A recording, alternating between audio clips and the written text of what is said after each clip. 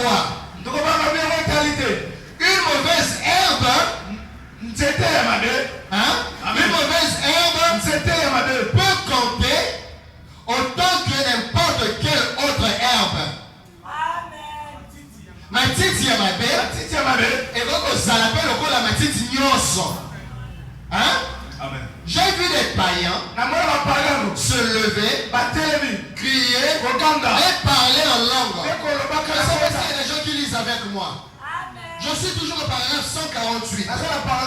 J'ai vu des païens se lever, crier et parler en langue. Mais après cela, boire du sang dans un crâne humain. Hein? Quelqu'un est dans l'église. Il jubile. Il pousse des cris de joie. Il a l'onction. Il parle en langue. Il prophétise. Mais après cela, il prend un crâne humain avec du sang humain. Et il boit. Qu'est-ce qu'il y a dans son intérieur? Qu'est-ce qu'il y a dans son intérieur? Est-ce l'onction qu'il a eu dans l'église? Et la chose qui est dans son intérieur, c'est la même chose. Amen. Et pas seulement boire du sang dans un crâne humain, invoquer le diable. Et invoquer le diable. Invoquer le diable. Il y a des sorciers qui viennent dans les églises. N'est-ce pas?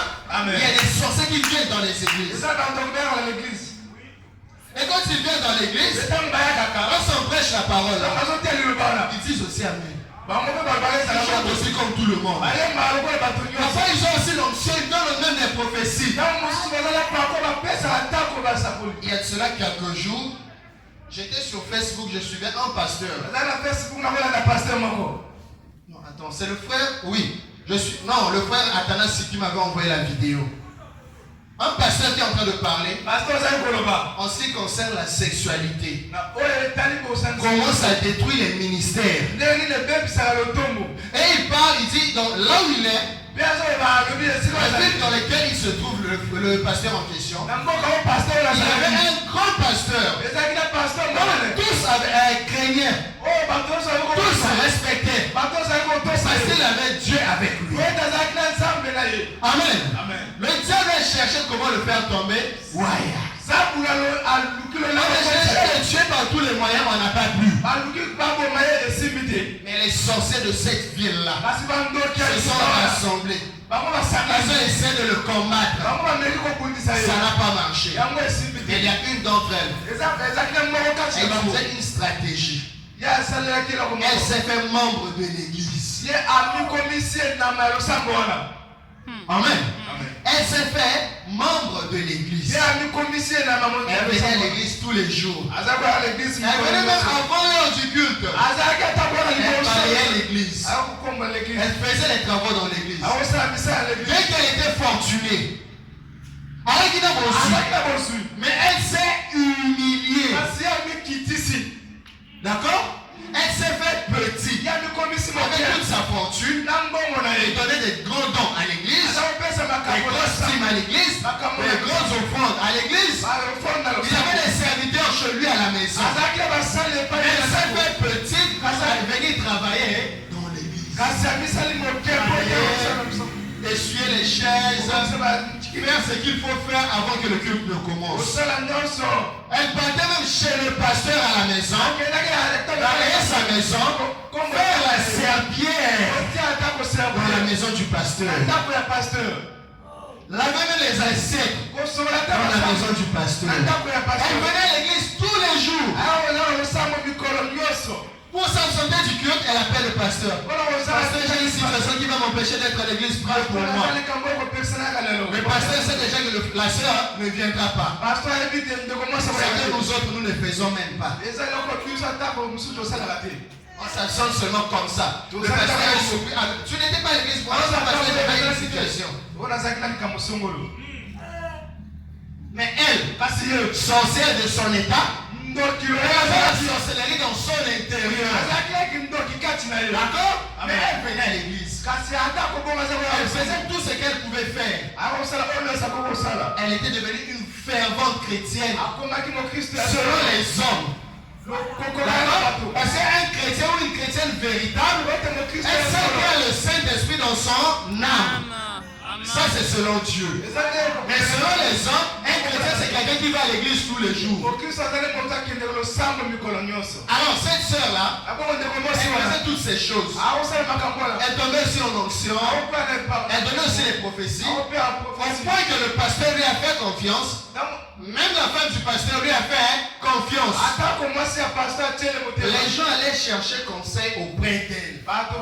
Jusqu'à la femme du pasteur lui livrait les secrets de son foyer. Comme c'est un problème entre elle et son mari, elle va voir la soeur parce qu'elle était aussi âgée. Maman, voilà, qu'est-ce que je peux faire? Elle a vraiment donné aussi des bons conseils.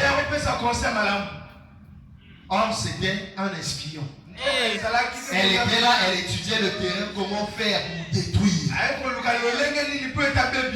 Mais suivez l'histoire. Cette dame-là, après quelques années, elle a gagné la confiance de tout le monde, y compris le pasteur et la femme du pasteur. Tout le monde avait confiance en elle. Et un jour, comme le pasteur n'avait pas de moyens, l'église ne supportait pas le pasteur à 100%. Elle, avec ses moyens, elle a commencé à soutenir le pasteur. Elle jusqu'à acheter une voiture au pasteur. Elle donnait de l'argent au pasteur et à son épouse. Juste ce qu'elle a proposé à maman pasteur. Pasteur, au lieu de rester comme ça, moi je pense qu'il est mieux qu'on puisse créer une activité qui va remporter dans la famille, dans votre famille. Et quelque chose qui peut faire en sorte que vous soyez autonome. Mais si l'église ne fait rien, vous avez la capacité de vous prendre en charge. Alors, comme j'ai des moyens, je veux donner une partie de ma fortune à la femme du pasteur. Elle va commencer à faire les voyages. Imaginez-vous, en ce temps-là, comme le pasteur était en train de dire, les voyages de Lomé. Hein? Il y avait des voyages de Cotonou qui se faisaient là. Hein? C'est à cette époque-là que la chose s'est faite. Aujourd'hui c'est Dubaï si je ne me trompe pas. Mais à l'époque c'était Lomé et Cotonou. Donc c'était comme ça. Et quand le pasteur commençait à faire des va-et-vient comme ça. C'était aussi rentable. D'accord? Amen. Alors, maman pasteur, quand elle voyage, la soeur vient à la maison, elle fait tout ce qu'il faut faire. Elle balaye la maison, elle fait la serpillère, elle nettoie les assiettes, les habits même du pasteur. Jusqu'au point où elle a pu entrer dans la chambre du pasteur. Parce que le pasteur et la femme du pasteur avaient confiance en elle, on lui a donné accès. Quand maman pasteur n'est pas là, elle peut entrer. Elle arrange la chambre du pasteur, elle a des habits sales, elle prend, elle vient laver. Et après, elle repasse, elle remet en place. Elle le faisait. Or, c'était un espion.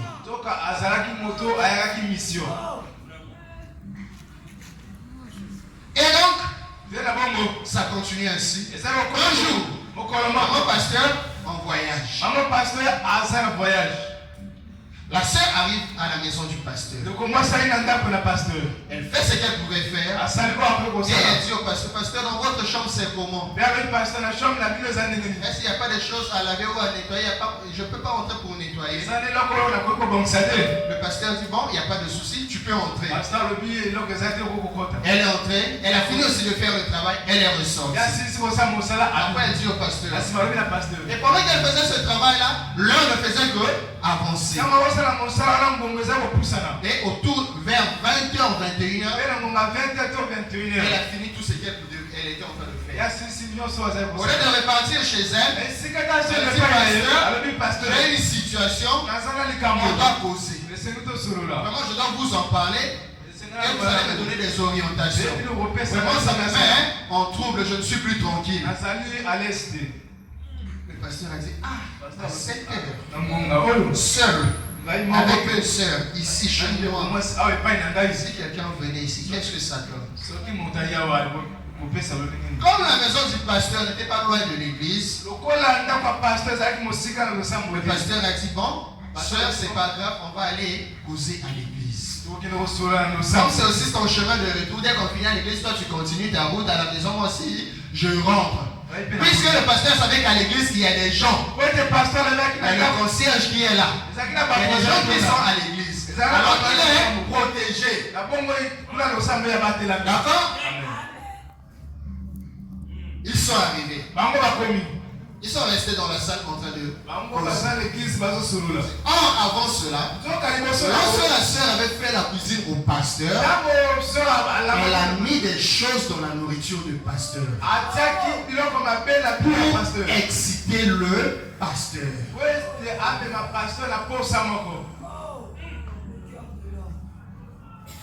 Elle avait une mission, non?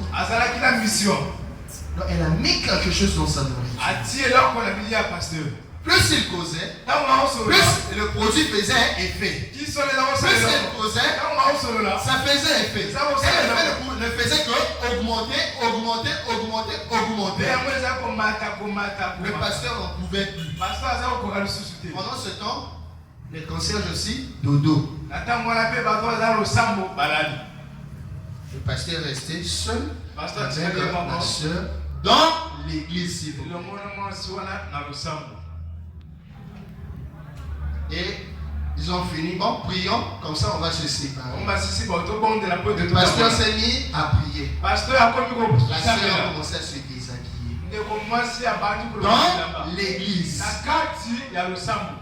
Pendant que le pasteur priait, elle s'est déshabillée jusqu'à rester telle qu'elle était née, sans rien. Quand le pasteur finit de prier, avec toute la pression qu'il avait, regarde comme ça, la sœur en était.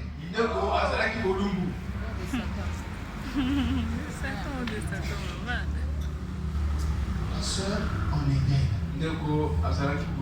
Le pasteur a voulu résister pour essayer de partir. La sœur a dit, nous sommes dans l'église. Il y a des gens qui dorment, non? Les gens savent qu'on était venus causer avec toi. Si tu essaies, moi je vais crier que tu es en train de me violer.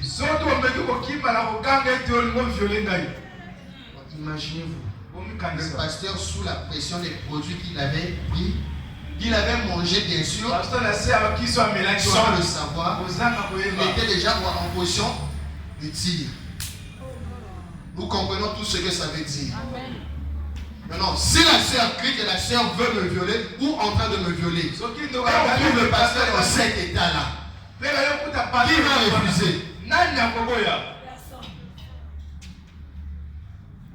Le pasteur a cédé malheureusement. Ils sont rentrés dans le bureau du pasteur, l'acte a été commis. Et lorsqu'ils l'ont fait, la sœur est ressortie tranquillou. Sans éveiller les soupçons, elle est partie dans les toilettes, elle a recueilli la sémence du pasteur. Elle est repartie avec comme trophée pour aller en montrer à leur chef au monde des ténèbres. Tous n'arrivaient pas à l'atteindre. Lorsque l'acte a été commis, le pasteur est resté sans défense. C'était une sœur. Elle venait à l'église, elle chantait, elle donnait des dîmes, des offrandes, elle faisait des dons, elle parlait en langue, elle prophétisait, elle donnait des conseils. N'oubliez pas, madame dit ça n'a rien à voir. Elle était une sorcière. Et elle est partie avec son trophée, elle a présenté ça à son chef et on lui a augmenté les galons, selon son propre témoignage bien sûr. Selon le témoignage de ce pasteur-là, c'est la sœur elle-même, avant sa mort, qui en a parlé. Elle a dit cette nuit-là, ils ont fêté dans le monde des ténèbres jusqu'au matin. Parce qu'ils ont pu avoir la personne qui n'arrivait pas. Et le lendemain, c'était un samedi que l'acte a été fait. Le dimanche, le pasteur arrive à l'église, il n'a pas pu prêcher. Il a demandé à l'un des prédicateurs qui était aussi diable. Je ne me sens pas bien pour apporter la parole. Le pasteur restait dans l'église, il n'arrivait pas. Il avait un peu mal à la tête. Je vais me reposer. Après le culte, venez à la maison, on va poser par rapport au culte et on va voir ce qu'il faut faire et tout. Le pasteur est rentré à la maison, il s'est reposé, il est parti pour toujours. Pour toujours.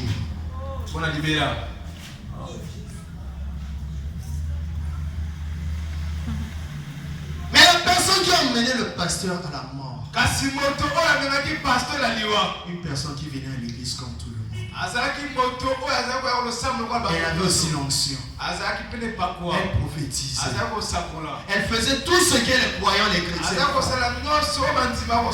Mais ce qui compte, c'est ce qu'il y a dans son intérieur. Alléluia. C'est ce qui est dans l'intérieur qui compte. Continuons la lecture. Et nous allons finir seulement par là. Par cette lecture. Ce n'est pas l'onction qui compte. J'ai vu des gens parler en langue, se lever et crier, parler en langue et boire du sang dans un crâne humain. Et invoquer le diable. La sœur dont nous venons de parler, elle en fait pas partie. Elle en fait partie. Vous voyez, ainsi, vous ne voulez aucune de ces sensations, de ces choses. Ce que Frère Branham est en train de dire, il est en train de dire ceci.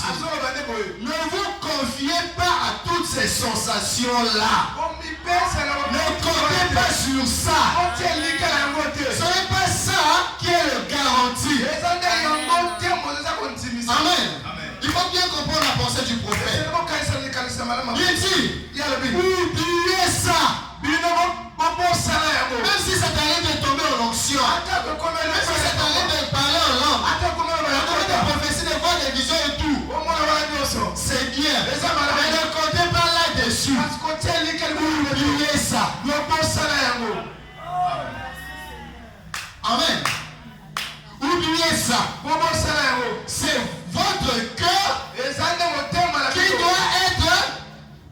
C'est votre cœur qui doit être dans cette parole.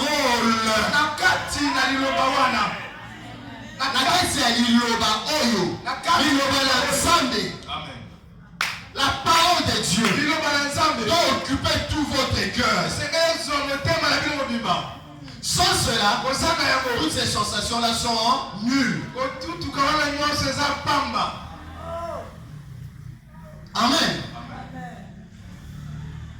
Votre cœur doit être dans cette parole. Et cette parole doit être dans votre cœur. L'homme dans le cœur, dans la parole, et la parole dans le cœur. Et cette parole, cela est Christ. Amen. Autrement dit, le prophète a dit, votre cœur doit entrer en Christ.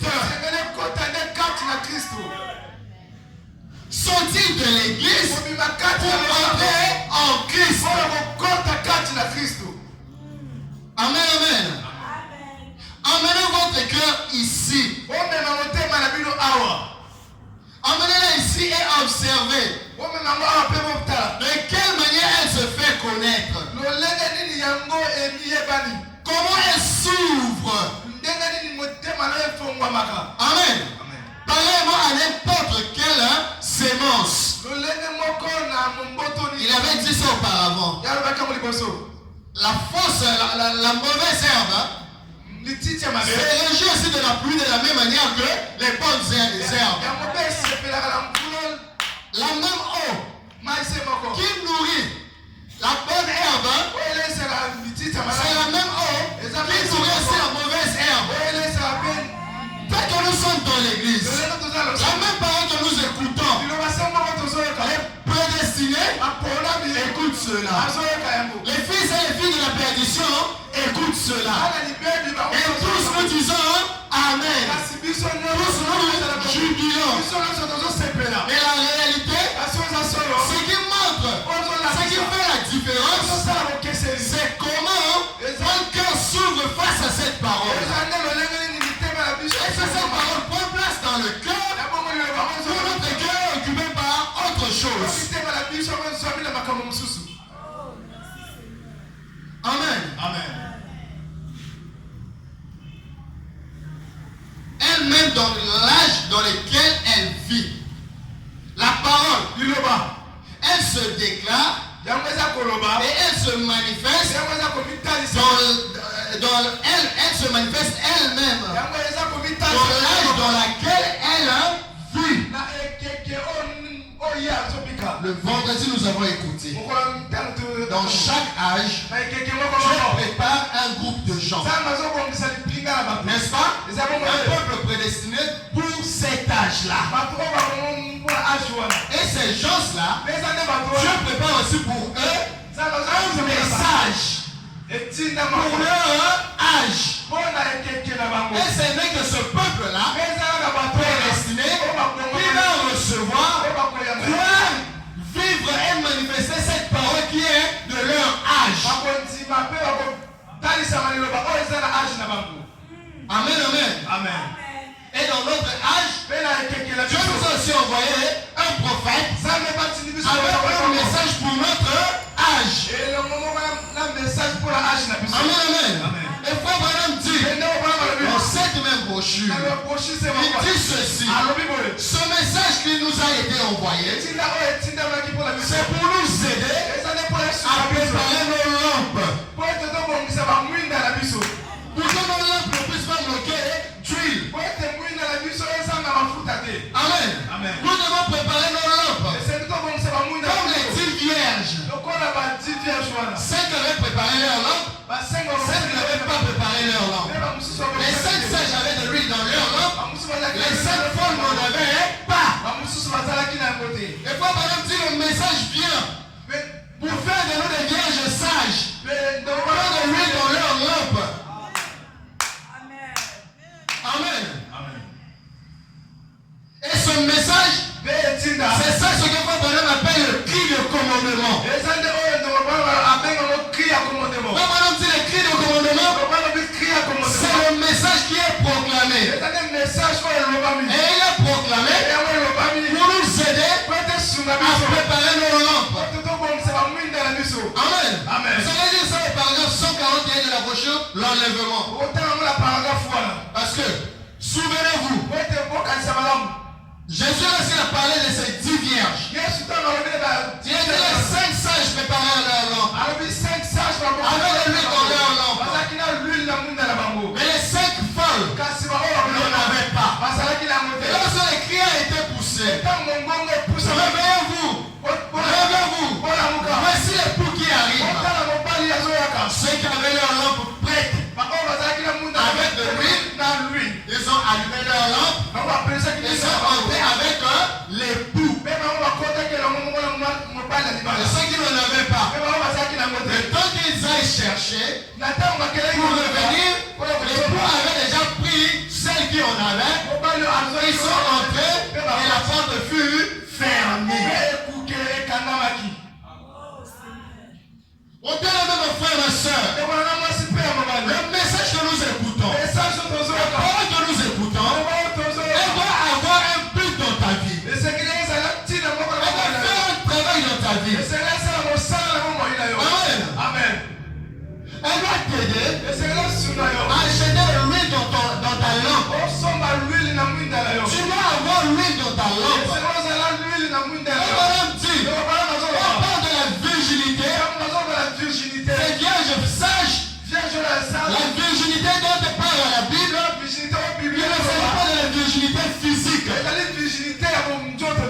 s'agit de la sainteté et de la pureté. Et l'huile qui doit être dans la lampe, c'est le Saint-Esprit qui doit être dans ton âme, qui doit être dans ton cœur.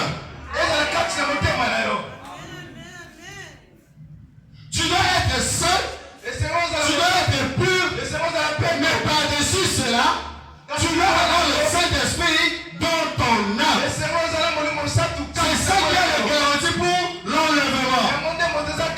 Sans cela, l'enlèvement n'est pas pour toi.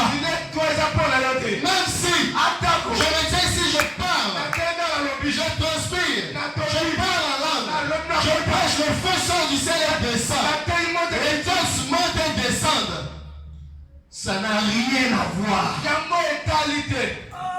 Si l'huile n'est pas dans ma lampe, tout cela ne sont que des bruits. Tout cela ne me sert à rien. Et toi alors?